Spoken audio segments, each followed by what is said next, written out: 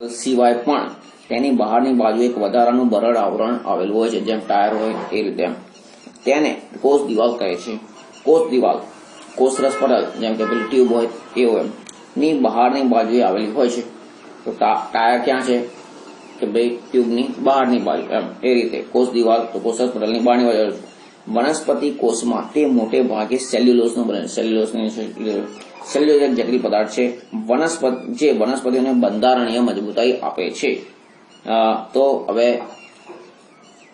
કે ભાઈ તમે ટાયર કાઢી નાખો અને ખાલી ટ્યુબ લગાડી દો સાયકલ તો ચાલશે નહીં, ચાલે, કારણ એની મજબૂતાઈ રહેતી નથી. નમ્યતા છે પણ મજબૂતાઈ નથી.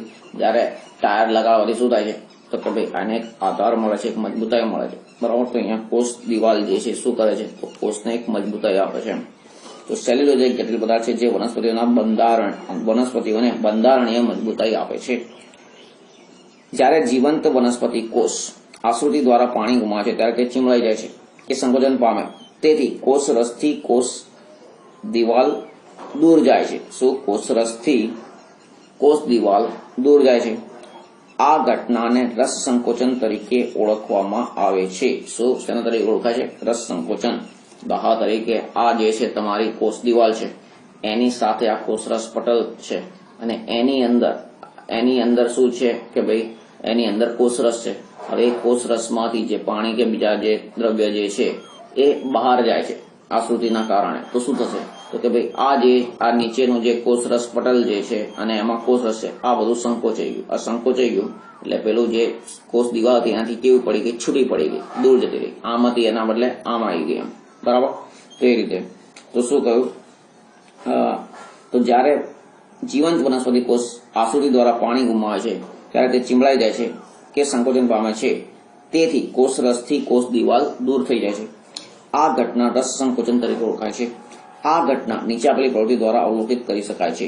તો રીહો પર્ણની છાલ, તો રીહો એક પ્રકારના છોડ જે છે એના પાંદડા, એની છાલ ઉપરનું અધિસ્તર નું આસ્થાપન સ્લાઇડ પર કરીને, તો જેમ પેલું ડુંગળીના કોષનું તમને સમજાયું તો ડુંગળીનું જે અધિસ્તર છે લીધું સ્લાઇડ પર એ રીતે તેનું આચ્છાદન કરીને સૂક્ષ્મ યંત્રના હાઈ પાવર નીચે તેના કોષનું પરીક્ષણ કરો. હાઈ પાવર વાળો માઇક્રોસ્કોપ હોય એવો એનું નિરીક્ષણ કરો.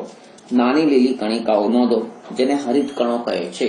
તો તમે બહુ નાના ધોરણથી ભણતા આવ્યા કે ભાઈ વનસ્પતિમાં હરિત કણો હોય છે. એ હરિત કણોમાં હરિત દ્રવ્ય રહેલું હોય છે જેને ક્લોરોફિલ કહે છે, જેનો ઉપયોગ કરીને વનસ્પતિ પોતાનો ખોરાક બનાવે, બરાબર. નાના ધોરણમાં આવી ગયો તો એ લીલી કણિકાઓ દેખાશે, કણો એમ, લીલી કણિકાઓ જેને હરિત કણો કહે છે.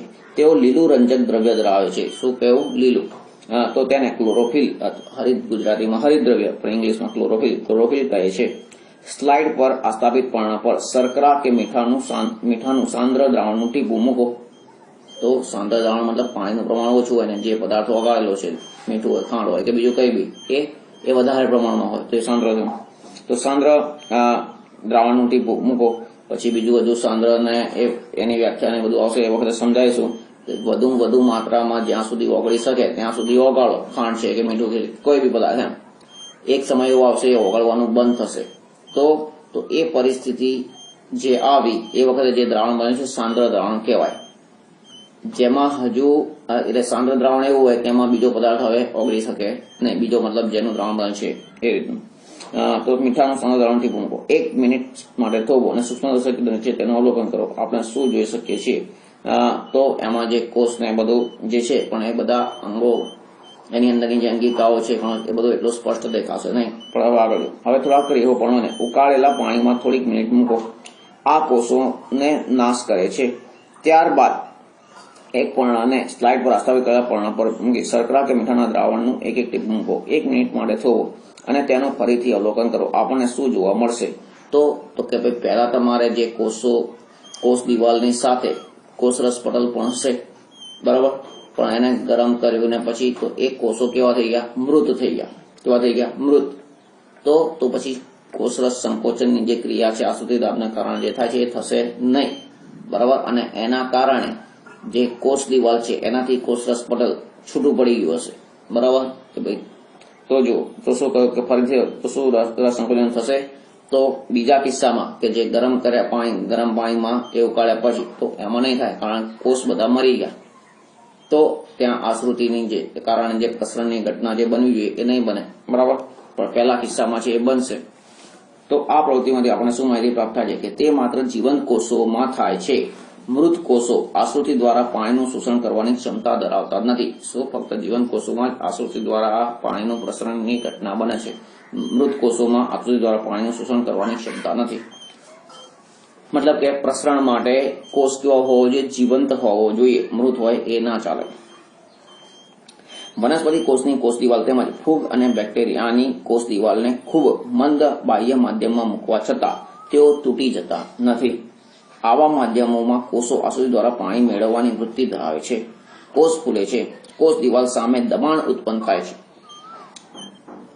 કોષ દિવાલ ફૂલેલા કોષ સામે સમાન દબાણ ઉત્પન્ન કરે છે.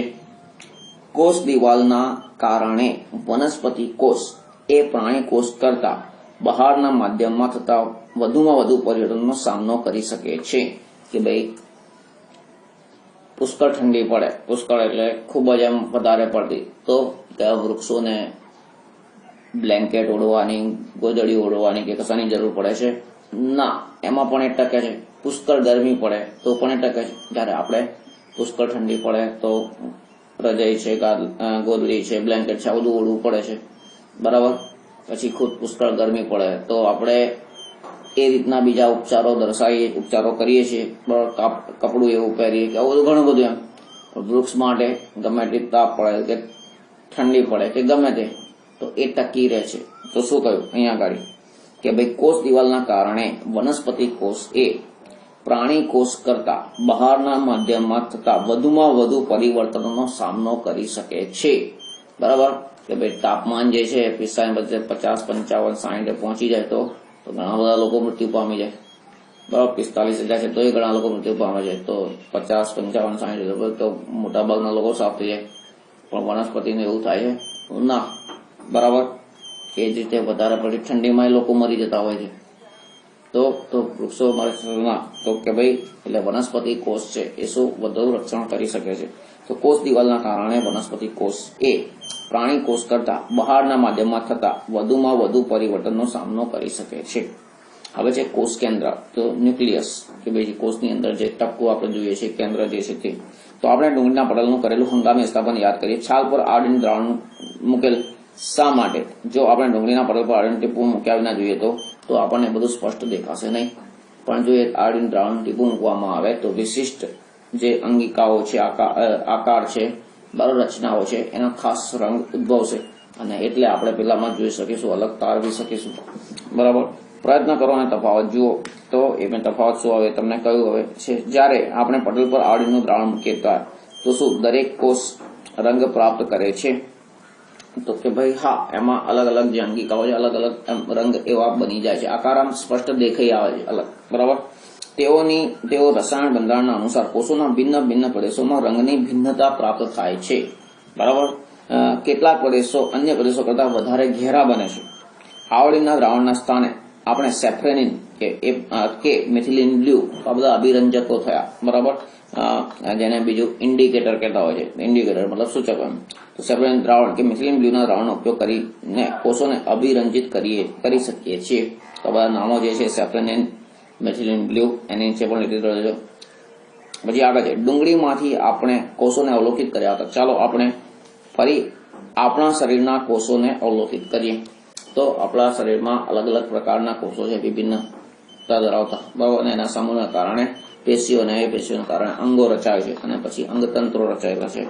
તો ડુંગળીમાંથી આપણે કોષોને અવલોકિત કર્યા હતા, મતલબ જોયા હતા. ચાલો આપણે હવે આપણા શરીરના કોષોને અવલોકિત કરીએ, મતલબ જોઈએ. તો હવે છે પ્રવૃત્તિ 5.7. ચાલો આપણે કાચની એક સ્લાઇડ લઈએ. તેના પર એક ટીપું પાણી લો. આઈસ્ક્રીમની ચમચાનો ઉપયોગ કરીને, કે ભાઈ આઈસ્ક્રીમનો ચમચો પેલો અર્ધ ગોળાકાર જેવો ચમચો હોય છે તે, એનો ઉપયોગ કરીને હલકા હાથે ગાલની અંદરની સપાટીમાં ઘસો. કે ભાઈ એ જે ગોળ આવો ભાગ છે એ ભાગને શું કરવાનું છે, આમ અંદર ગાલ અંદર મોંમાં નાખવાનું અને ગાલનો જે આ ભાગ છે આમ ત્યાં આગળ એને ઘસવાનું, બરાબર. એટલે જે ચીકણો પદાર્થ જે છે એ ચીકણો પદાર્થ એને ચોંટી જશે, બરાબર. તો શું કહ્યું કે પછી આગળ છે ચમચા પર કોઈ પણ પદાર્થ મળે છે તો કે ભાઈ હા, જે ચિકાસવાળો જે પદાર્થ છે લાળ જેવો એવો મળશે. સોયની મદદથી આ દ્રવ્ય કે આ પદાર્થને આપણે કાચની સ્લાઇડ પર મૂકીએ કે સોય કે ભાઈ બહુ વધારે ના લેવાનું હોય, સોયની મદદથી એમ ટીપા જેટલું લેવાનું હોય. સોયની જે અણી છે અણી પર માત્ર ટીપું માંડ આવે, બરાબર. આંગળીથી ટીપું લેવા જાવ તો મોટું ટીપું આવે, તેવું નહીં, સોયથી પાતળું નાનું એક ટીપું. તો સોય મદદથી આ દ્રવ્ય કે પદાર્થને આપણે કાચની સ્લાઇડ પર મૂકીએ, તેને વિસ્તૃત કરીએ, તેને ફેલાવવાનું, વિસ્તૃત કરવાનું મતલબ. આ સ્લાઇડ અવલોકન માટે તૈયાર કરી. રંગ માટે આપણે તેના પર મિથિલિન બ્લુનું એક ટીપું મૂકીએ. હવે દ્રવ્ય સૂક્ષ્મ કેન્દ્ર નીચે અવલોકન માટે તૈયાર છે. કવર સ્લીપ તેના પર મૂકવાનું ભૂલતા નહીં. પેલામાં હતું ને કે એક સ્લીપ છે એની પર બીજી સ્લીપ મૂકવાની, એ ઢાંકવાની, વચ્ચે હવા ના રહે તે રીતે, તો એ કવર સ્લીપ થઈ, બરાબર. તેના પર ઢાંકવાનું ભૂલતા નહીં. પછી આગળ આપણે અવલોકન કરીશું, આપણે કોષને કેવું સ્વરૂપ જોવા મળશે તેને અવલોકન પત્ર પર દોરો. તો પાન નંબર હવે 62 પર. તો જેમ ડુંગળીમાં પેલો આપણે જોયા કોષો દેખાયા હતા એવા અહીંયા કોષો દેખાશે, બરાબર, ઘણા બધા. શું તે ઘેરા રંગ આકાર ધરાવતી ગોળાકાર કેન્દ્રાકાર છે, બરાબર, એ પ્રકારના કોષો છે? તો હા, પ્રત્યેક કોષની મધ્યની નજીકમાં બિંદુ જેવી રચના મળે છે. શું મળે છે જોવા? તો કે હા, એવા બિંદુઓ વચ્ચે. તો આ સંરચનાને કોષ કેન્દ્ર કહે છે. શું કહે છે? કોષ કેન્દ્ર. શું કોષો ડુંગળીના છાલના કોષોની સંરચનાને સમાન રચના ધરાવે છે? તો ના, એનાથી અલગ પ્રકારના હશે. તમે મોટી ડુંગળી લો કે નાની ડુંગળી લો, એના આકારમાં ફરક હોય, કદમાં ફરક હોય, પણ આકાર સરખા હશે. તો ષટકોણ ટાઈપના જે છે, મધપુડા જેવા, બરાબર, તો એની રચના જેવા. પણ અહીંયા જે ગાલમાંથી જે આપણે લીધો, જે લાળ રસ જેવો ભાગ, જે ચિકાસવાળો, અને એમાં જોઈએ છે તો એક ડુંગળીના કોષો જેવા દેખાતો એવો આકાર નહીં ધરાવતા હોય, બરાબર, તો એ સમાન રચના ધરાવે છે? તો ના. હવે આગળ છે કોષ કેન્દ્ર દ્વિસ્તરીય આવરણ ધરાવે છે. કોષ કેન્દ્રના પણ 2 સ્તર, બરાબર, એને 2 આવરણ, એમ તો દ્વિસ્તરીય આવરણ ધરાવે છે, જેને કોષ કેન્દ્ર પટલ કહે છે. તો અહીંયા ગાડી એક તો કોષ દિવાલ આવી, એની નીચે શું આવ્યું? કોષરસ પટલ આવ્યું. ફરી એની નીચે અહીંયા કોષ કેન્દ્ર છે તો એમાં કોષ કેન્દ્ર પટલ આવ્યું, બરાબર. હવે છે કોષ કેન્દ્ર પટલના છિદ્રો દ્રવ્યોને કોષ કેન્દ્રની અંદરથી તેની બહાર વહન કરી શકે છે. શું? કોષ કેન્દ્ર પટલ. કોષરસ પટલ અલગ અને કોષ કેન્દ્ર પટલ અલગ. તો કોષ કેન્દ્ર પટલના છિદ્રો મતલબ કાણા દ્રવ્યોને કોષ કેન્દ્રની અંદરથી તેની બહાર વહન કરી શકે છે, જે પરિવહન કોષરસ તરફ દર્શાવે છે. કઈ તરફ જાય છે? કોષરસ તરફ, બરાબર. ફરી આગળ છે જેને આપણે વિભાગ 5.2.4 માં વાત કરીશું. તો 5.2.4 બદલે મતલબ આના પછી અહીંયા છે કોષરસ વાળું છે, એમાં આવશે. હવે છે કોષ કેન્દ્ર રંગસૂત્રો ધરાવે છે. શું ધરાવે છે? રંગસૂત્રો. તો અગત્યની વાત થઈ. જ્યારે કોષ વિભાજન પામે છે ત્યારે જ માત્ર તેઓ સળિયા જેવા આકારની સંરચના ધરાવે છે. અહીંયા આકૃતિમાં બતાવ્યું છે તેમ રંગસૂત્રો આનુવાંશિકતા માટેની માહિતીના લક્ષણો પિતૃઓ તરફથી તેની પછીની પેઢીમાં ડીએનએના અણુના સ્વરૂપમાં ધરાવે છે, બરાબર. તો ડીએનએ એનું ફૂલ ફોર્મ છે ડીઓક્સીરીબો ન્યુક્લિક એસિડ. શું? ડીઓક્સીરીબો ન્યુક્લિક એસિડ. અને બીજું આરએનએ આવતું હોય છે રિબોન્યુક્લિક એસિડ, બરાબર. અત્યારે આપણે એની ચર્ચા નથી કરતા.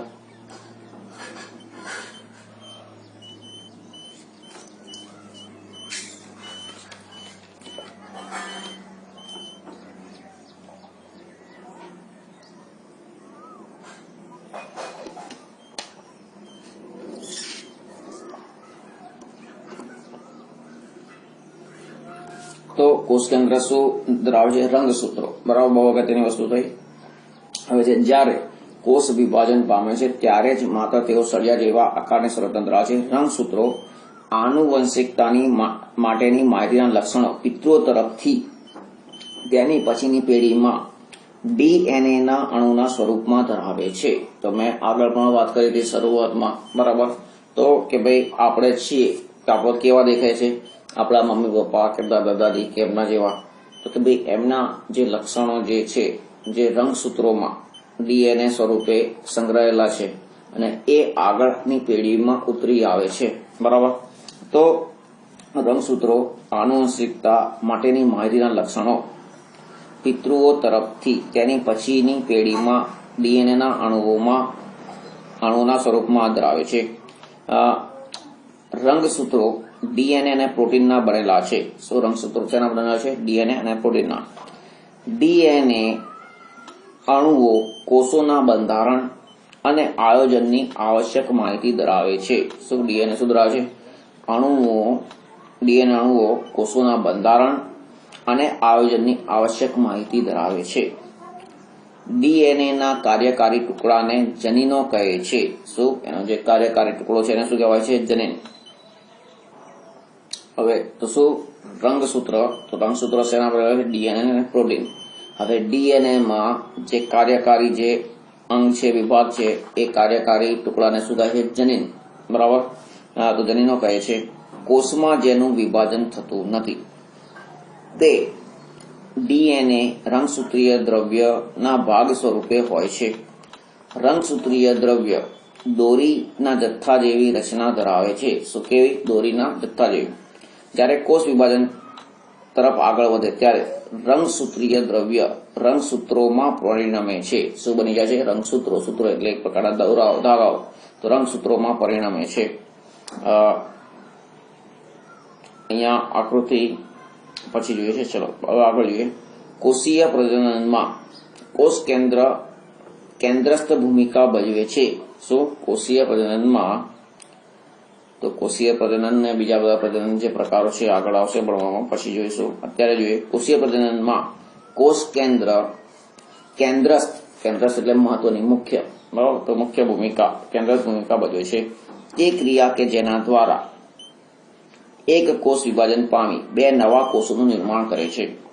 કોષની રાસાયણિક પ્રવૃત્તિઓ દ્વારા કોષનો વિકાસ થાય છે. શું? કોષની રાસાયણિક પ્રવૃત્તિ દ્વારા શું થાય છે? કોષનો વિકાસ અને વૃદ્ધિ. અને તે પરિપક્વતા તરફ આગળ વધે તે માટે તે પણ અગત્યનો ભાગ ભજવે છે. બરાબર. તો હવે આગળ જોઈએ. તો તે એટલે શું? કે ભાઈ અહીંયા જે રંગસૂત્ર છે એની અંદરના જે રસાયણો છે એની વાત કરી. હવે આગળ છે. બેક્ટેરિયા જેવા કેટલાક સજીવોમાં કોષ કેન્દ્ર પટલની ગેરહાજરીને લીધે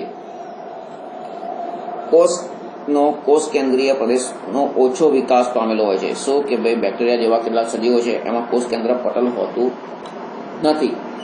બરાબર. કે કોષ કેન્દ્ર પટલ ના હોય તો એની ગેરહાજરીને લીધે કોષ કેન્દ્રીય પ્રદેશ ઓછો વિકાસ પામેલો હોય છે. આ અવ્યાખ્યાયિત કોષ કેન્દ્રીય પ્રદેશ માત્ર ન્યુક્લિયોઇડ એસિડ ધરાવે છે, જેને ન્યુક્લિયોઇડ કહે છે. શું? કે ભાઈ એમાં જે ડીએનએ અને પ્રોટીન નહીં પણ શું છે? ન્યુક્લિક એસિડ, જેને ન્યુક્લિયોઇડ કહે છે. ન્યુક્લિયોઇડ ધરાવે છે. આવા સજીવો કે જે કોષમાં કોષ કેન્દ્ર પટલનો અભાવ હોય છે તેઓને આદિ કોષ કેન્દ્રીય એટલે પ્રોકેરિયોટિક કહે છે. તો આદિ કોષ કેન્દ્રીય કે કૌંસમાં બીજું આપ્યું પ્રો એટલે પ્રાથમિક, કે આદિ એટલે કેરિયોટ, તો એ કેરિયોન અથવા ન્યુક્લિયસ બરાબર કોષ કેન્દ્ર એને કહ્યું. તો શું કહ્યું? કે આદિ કોષ કેન્દ્રીય કોષ છે. શું? જેમાં કોષ કેન્દ્ર પટલ, તો કોષ કેન્દ્રની ફરતે જે પટલ આવે પડદો છે એનો અભાવ છે, એનો હોતો નથી. જે સજીવોના કોષ કેન્દ્ર પટલ ધરાવે છે તેને સુકોષ કેન્દ્રીય કહે છે. શું કહે છે? સુકોષ. પેલામાં આદિ શબ્દ આવ્યો, જ્યારે આમાં સુ શબ્દ આવ્યો, તો સુકોષ કેન્દ્રીય કહે છે. યુકેરિયોટિક્સ, પેલું પ્રોકેરિયોટિક્સ, આ યુકેરિયોટિક્સ. હવે આગળ છે આદિ કોષ કેન્દ્રીય કોષો. તો આદિ કોષ કેન્દ્રીય કોષો એટલે કે જેમાં કોષ કેન્દ્ર પટલ છે નહીં તે. તો આદિ કોષ કેન્દ્રીય કોષોમાં અન્ય કોષરસીય અંગિકાઓની પણ ગેરહાજરી હોય છે. કે ભાઈ જે અંગિકાઓ હોય ખાસ વિશિષ્ટ કાર્ય કરવા માટેની જે રચનાઓ છે તેની ગેરહાજરી હોય છે, જે સુકોષ કેન્દ્રીય કોષમાં આવેલી હોય છે. શું? તો અંગિકાઓ સુકોષ કેન્દ્રીય કોષ છે એમાં આવેલી હોય છે, જ્યારે આદિ કોષ કેન્દ્રીય છે એમાં આવેલી હોતી નથી. આવી અંગિકાઓના ઘણા બધા કાર્યો પણ કોષરસીય ભાગો દ્વારા નિર્બળ રીતે આયોજન પામે છે. બરાબર. શું? કે ભાઈ એમાં પણ કાર્યોનું આયોજન હોય છે પણ એ નિર્બળ, સારી રીતે નહીં, કારણ એમાં જુદું જુદું કામ કરવા માટે જુદી જુદી અંગિકાઓ નથી. બરાબર. તો શું કહ્યું? કે આવી અંગિકાઓ એટલે કેવી?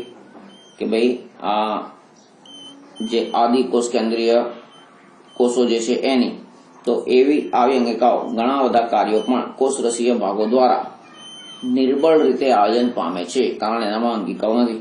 પ્રકાશ સંશ્લેષી આદિ કોષ કેન્દ્રી બેક્ટેરિયા માંનું ક્લોરોફિલ કોષરસીય પટલની પુટ્ટિકાઓ જે કોથળી જેવી રચના ધરાવે છે તો એ પુટ્ટિકાઓ સાથે સંકળાયેલ હોય છે, પરંતુ સુકોષ કેન્દ્રી કોષની જેમ રંજક કણો સાથે હોતું નથી. બરાબર. તો આ બધું વારે ઘડીએ રિપીટ કરશો, વાંચશો ત્યારે આ બધા નામો નવા આવતા રહેશે, એ યાદ રહેશે. બરાબર. નહીં તો યાદ રહેશે નહીં, એટલે વારે ઘડીએ પુનરાવર્તન કરવું ખાસ જરૂરી છે. તો અહીંયા આદિ કોષ કેન્દ્રીય કોષ આપેલો છે, જેમાં જે ન્યુક્લિયડ છે, ન્યુક્લિયડ મતલબ જે કોષ કેન્દ્ર છે, બરાબર, તે આપેલું છે, પણ એની ફરતે કોઈ પટલ નથી, મતલબ કોષ કેન્દ્ર પટલ નથી. પછી કોષરસ જે આપેલો છે, બરાબર, એમાં રિબોસોમ્સ હોય છે. ફરી પછી જે છે કોષરસ પટલ એટલે પડદો, કોષરસ પટલ પડદો આપેલો છે, અને એની ફરતે એની ઉપર શું છે, કોષ દિવાલ. બરાબર. હવે જો તો કોષરસ, તો સાયટોપ્લાઝમ એ જોઈએ તો જ્યારે આપણે ડુંગળીની છાલ તેમજ માનવના ગાલના અંદરના કોષોનું હંગામી આસ્થાપન જોયું ત્યારે આપણે જોયું કે કોષરસ પટલ દ્વારા પ્રત્યેક કોષ મોટા પ્રદેશને આવરિત કરે છે. સો કોષરસ પટલ દ્વારા પ્રત્યેક કોષ મોટા પ્રદેશોને એટલે આવરી લે છે. જેમ કે ભાઈ કોઈ પ્લોટ હોય ને વાડ બનાવેલી હોય, કે કોઈ મકાન છે ને આસપાસ વાડ બનાવી દીધી છે, બરોબર, તારની હોય કે જેની બી એમ, તો એ આવરિત કર્યું કહેવાય. તો એ રીતે અહીંયા શું કહ્યું કે કોષરસ પટલ દ્વારા પ્રત્યેક કોષ મોટા પ્રદેશને આવરિત કરે છે. બરાબર. આ પ્રદેશ ખૂબ ઓછું અભિરંજક ધરાવે છે, તેને કોષરસ કહે છે. સો એની અંદર જે રસ છે એ કોષરસ, તો આ પ્રદેશ ખૂબ ઓછું અભિરંજક ધરાવે તેને કોષરસ કહે છે. કોષરસ પટલની અંદર આવેલા પ્રવાહીને કોષરસ કહે છે. સો એની અંદર જે પ્રવાહી આવેલું એને શું કહેવાય છે, કોષરસ. તે વિશિષ્ટ પ્રકારની કોષીય અંગિકાઓ પણ ધરાવે છે. આ બધી જ અંગિકાઓ કોષ માટે વિશિષ્ટ કાર્ય કરે છે. તો એક વારે ઘડી આપણે આગળ જોયું કે ભાઈ વિશિષ્ટ કાર્ય કરવા માટેની આ જે રચનાઓ છે એને અંગિકાઓ કહે છે. તો અંગિકાઓ શું કહે છે, વિશિષ્ટ પ્રકારના કાર્યો. બીજા શબ્દોમાં કોષીય અંગિકાઓ પટલો દ્વારા આવરિત હોય છે. પટલ એટલે કે પડદો, એની આજુબાજુ કેવું હોય છે, પટલ.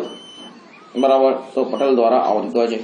આદિ કોષ કેન્દ્રીય કોષમાં કોષ કેન્દ્ર પટલ તેમજ પટલીય કોષીય અંગિકાઓની પણ ગેરહાજરી હોય છે. આગળ પણ આપણે ચર્ચા કરી, ફરી આવ્યું કે આદિ કોષ કેન્દ્રીય કોષ છે એમાં શું છે, કોષ કેન્દ્ર પટલ તેમજ પટલીય કોષીય અંગિકાઓ. તો અહીંયા બીજું જોડે આવ્યું કે કોષીય પટલની જે અંગિકાઓ છે તે, બરાબર, તો પટલીય કોષીય અંગિકાઓની પણ ગેરહાજરી હોય છે. બીજી તરફ સુકોષ કેન્દ્રી કે જેને શું કહ્યું આપણે, યુકેરિયોટિક અને પેલું પ્રોકેરિયોટિક. તો અહીંયા બીજી તરફ સુકોષ કેન્દ્રીય કોષો કોષ કેન્દ્ર પટલ તેમજ પટલીય કોષીય અંગિકાઓ ધરાવે છે. પટલ એટલે કે સાદી ભાષામાં પડદા. તો એનું મહત્વ વાયરસના ઉદાહરણ દ્વારા સમજાવી શકાય છે. વાયરસ કોઈ પણ પ્રકારના પટલ ધરાવતા નથી. શું વાયરસ છે એને કોઈ પણ પ્રકારનો પટલ, એને કોઈ પણ પ્રકારનો પડદો નથી, તેથી તે જીવંત લાક્ષણિકતા ધરાવતા નથી. જ્યાં સુધી તેઓ જીવંત શરીરમાં દાખલ થઈ અને તેમના કોષની યાંત્રિકી દ્વારા ગુણન ન કરે, મતલબ 1 માંથી 2 ના બને, 2 માંથી 4 ના બને, 4 માંથી 8 ના બને, 8 માંથી 16 ના બને, એમ તો ગુણન ન કરે ત્યાં સુધી જીવંતતા ન દર્શાવે. તો અત્યારે આપણે કોરોના વાયરસ વિશે બહુ સાંભળીએ છીએ. તો એ કોરોના વાયરસ જે છે તો તમે સાંભળ્યું છે કે ભાઈ લોખંડની સપાટી પર કે આ સપાટી પર ત્યાં બહાર આમ ક્યાંય પડેલો હોય તો એ 6 કલાક, કોઈ 8 કલાક કે છે, કોઈ 10 કલાક, કોઈ 12 કલાક કે છે, તે રીતે એ મૃત્યુ પામે છે. તો એવી જુદી જુદી જગ્યાએ ક્યાંક પડેલા હોય, બરાબર, તો એ અમુક કલાકો પછી મૃત્યુ પામે છે. તો પછી કોઈ માણસને કોરોના થઈ ગયો, મતલબ એને વાયરસે લાગી ગયો, તો એ વાયરસ જે છે એના શરીરમાં અંદર જે છે એ 8-12 કલાકમાં કેમ મૃત્યુ નથી પામતો? કારણ કે એ જીવંત શરીરમાં દાખલ થઈ ગયો. તો એ જીવંત શરીરમાં દાખલ થયો એટલે હવે એનું ગુણન થાય, 1 ના 2 થાય, 2 ના 4 થાય, 4 ના 8 થાય, એ રીતે. બરાબર. જ્યારે કોઈ નિર્જીવ સપાટી પર છે ત્યારે એ પોતે એક જીવંત કોષ તરીકે કામ નથી કરતો, અને એટલે એનું એવું ગુણન થતું નથી.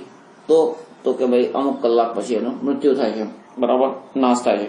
તો બરાબર સમજો કે પટલોનું મહત્વ, છેલ્લો ફકરો પાન નંબર 62 પર, પટલોનું મહત્વ વાયરસના ઉદાહરણ દ્વારા સમજાવી શકાય છે. વાયરસ કોઈ પણ પ્રકારના પટલ મતલબ પડદા એની આસપાસ જે છે એ પટલ ધરાવતો નથી, તેથી તે જીવંત લાક્ષણિકતા ધરાવતા નથી. જ્યાં સુધી તેઓ જીવંત શરીરમાં દાખલ થઈ તેમના કોષની યાંત્રિકી દ્વારા ગુણન ન કરે, મતલબ આપણી અંદરના જે કોષો છે બરાબર, એનું વિભાજન થઈને બીજા નવા કોષો બનતા રહે છે, તો એ પ્રક્રિયા જે છે એ પોતે એમાં દાખલ ના થઈ જાય બરાબર, ત્યાં સુધી તે જીવંતતા ના એટલે ગુણન ના કરે અને જીવંતતા ના દર્શાવે. પણ આપણા શરીરમાં દાખલ થઈ ગયું અને જે વિભાજનની પ્રક્રિયા ચાલે, કોષ વિભાજનની ને બધી બરાબર, તો એમાં એ દાખલ થઈ ગયું એટલે એનું પણ ગુણન થયા કરે, 1 ના 2, 2 ના 4 એમ બરાબર. તો હવે આગળ છે 5.2.5 જે કોષીય અંગિકાઓ. તો બાહ્ય પર્યાવરણથી અલગ રહેવા માટે પ્રત્યેક કોષ તેમની ફરતે પટલ ધરાવે છે. શું? બાહ્ય પર્યાવરણથી અલગ રહેવા માટે પ્રત્યેક કોષ તેમની ફરતે પટલ ધરાવે છે. કે ભાઈ માણસ પેલા જંગલોમાં ફરતો હતો બરાબર, અને ભટકતું જીવન કાઢતો હતો, પણ ધીમે ધીમે એને શું કર્યું કે ભાઈ ખેતીની એટલે કે ભાઈ ધીમે ધીમે એને સમજણ પડી કે ભાઈ આ બીજ છે જમીનમાં પડે છે, ત્યાંથી અંકુરણ પામે છે, ફૂટે છે, તો પછી એને વ્યવસ્થિત રીતે શું કર્યું, બીજ નાખવાના શરૂ કર્યા, પછી ઉગા એ રીતે ખેતીની શરૂઆત ધીમે ધીમે થઈ. પછી કે ભાઈ પોતાના રક્ષણ માટે જે પેલું એમને ભટકતું કે ઝાડ ઉપર કે ગમે તેમ એ રીતે રહેતો, એના બદલે શું કર્યું કે એણે ગુફાઓ બનાવવાનું, એટલે ગુફાઓમાં સંરક્ષણ મેળવવાનું, મકાન ધીમે ધીમે ઝૂંપડા મકાન આ બધું બનાવવાનું શરૂ કર્યું. તો એ શું કરે છે, ઝૂંપડા મકાન એ બધું, તો કે ભાઈ પર્યાવરણ જે છે એનાથી પોતાને અલગ કરે છે. કે અલગ કેમ? કે પર્યાવરણમાં જે ફેરફારો થાય છે એ ફેરફારો સામે ટકી રહેવા માટે બરાબર. તો શું કહ્યું કે બાહ્ય પર્યાવરણથી અલગ રહેવા માટે પ્રત્યેક કોષ તેમની ફરતે પટલ ધરાવે છે બરાબર. બહુકોષીય સજીવો તેમની જટિલ રચના અને કાર્યોની જરૂરિયાતને પહોંચી વળવા મોટા અને જટિલ કોષો ધરાવે છે. શું? બહુકોષીય સજીવો શું કરે છે? તેમની જે જટિલ રચના છે અને જે કાર્યો છે એની જરૂરિયાતને પહોંચી વળવા મતલબ વિશિષ્ટ કાર્યો, જુદા જુદા કાર્યો કરવા માટે એમ મોટા અને જટિલ કોષો ધરાવે છે, જે વિવિધ રાસાયણિક પ્રક્રિયાઓ દર્શાવે છે. આ જુદી જુદી પ્રક્રિયાઓને એકબીજાથી અલગ રાખવા માટે કોષો પટલથી આવરિત, પટલ મતલબ પડદા, એનાથી આવરિત નાની રચના ધરાવે છે, મતલબ અંગિકાઓ ધરાવે છે. આ એક લાક્ષણિકતા સુકોષ કેન્દ્રીય કોષની એવી છે કે જે તેને આદિ કોષ કેન્દ્રીય કોષોથી અલગ કરે છે. શું? કે ભાઈ આદિ કોષ કેન્દ્રીય કોષ જે છે એમાં કોષ કેન્દ્ર પટલ કેવું હોતું નથી, જ્યારે સુકોષ કેન્દ્રીય કોષ છે તો એમાં છે. એ સિવાય જુદી જુદી અંગિકાઓ પણ છે જે પેલા આદિ કોષ જે છે એમાં નથી હોતી બરાબર. તો કે ભાઈ આ મુખ્ય તફાવત થયો, ફરક થયો.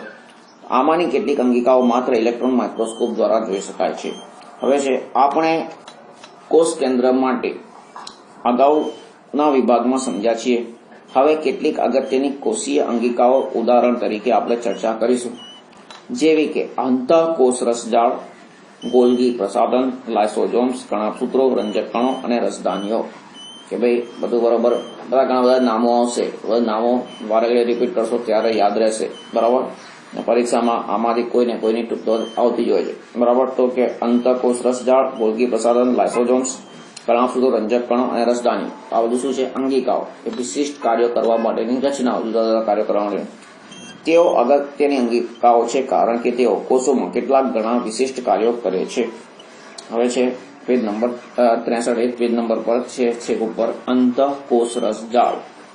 અંતઃકોષ રસજાળ પુટિકાઓ એટલે પોટલીઓ, સારી ભાષામાં આપણે પોટલી કહીએ છીએ તે બરાબર. તો પુટિકાઓ અને નલિકાઓ એટલે નળીઓ, જે પાઇપ આપણે કહીએ છીએ તે નલિકાઓની મોટી આવરિત જાળીરૂપ રચના ધરાવે છે. તે લાંબી નલિકામય કે ગોળાકાર અથવા કોથળી જેવી પુટિકાઓ જેવી રચના ધરાવે છે. શું? લાંબી નલિકામય કે ગોળાકાર હોય અથવા કોથળી જેવી પુટિકાઓ જેવી રચના ધરાવે. કોણ? આ અંતઃકોષ રસજાળ. અંતઃકોષ રસજાળની પટલીય સંરચના કોષરસ પટલની સંરચનાને સમાન સ્વરૂપે હોય છે. શું? અંતઃકોષ રસજાળની પટલ મતલબ પડદો, તો એનો પડદો અને બીજો કોનો પડદો? કોષરસનો પડદો. એ બંનેની સંરચના કેવી છે? સમાન. તો શું કહ્યું કે અંતઃકોષ રસજાળની પટલીય સંરચના કોષરસ પટલની સંરચનાને સમાન હોય છે, એના સમાન સ્વરૂપે હોય છે.